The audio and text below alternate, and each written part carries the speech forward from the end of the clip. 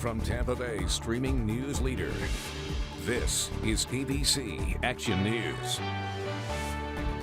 I'm KYLIE McGivern, and here are your ABC Action News headlines. Starting on Monday, anyone 40 and older is eligible to get a vaccine in Florida.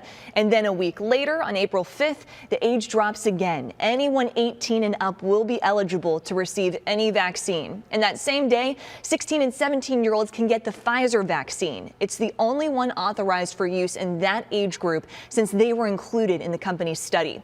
We talked to one pediatrician who encourages everyone who can to get the shot and not to be worried if there are some side effects.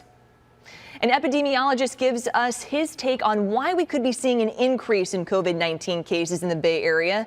We talked with USF Health epidemiologist Dr. Jason Salemi, who keeps a running tab of coronavirus cases and other trends on his website. The numbers are showing an increase of cases in our area, especially among 18 to 24-year-olds and what Dr. Salemi calls the working age group. That's 24 to 49-year-olds. For the past 2 weeks, numbers had been decreasing or staying flat in these demographics. But in the last week or so, we've seen increases ranging anywhere from 5 to 99%. Salemi says spring break travel could be impacting our numbers.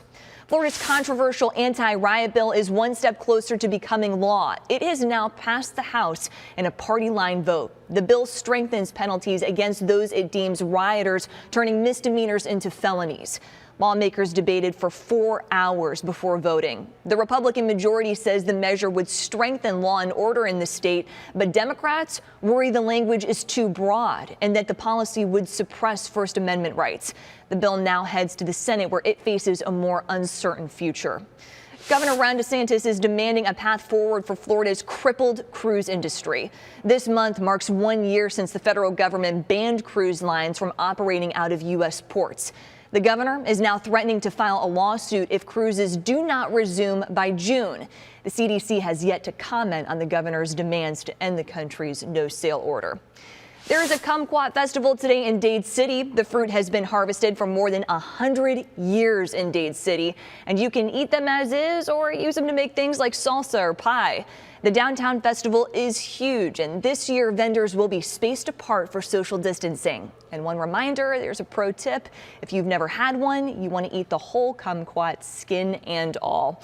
Now let's check in with Jason Adams for a look at your forecast.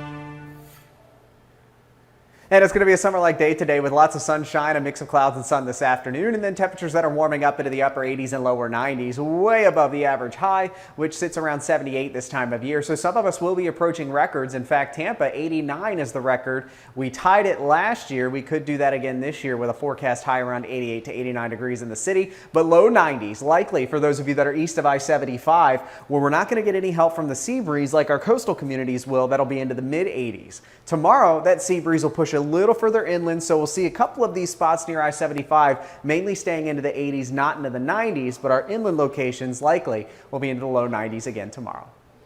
ABC Action News is always on when you need us. Make sure to add our free 24/7 streaming news channel to your favorite connected device.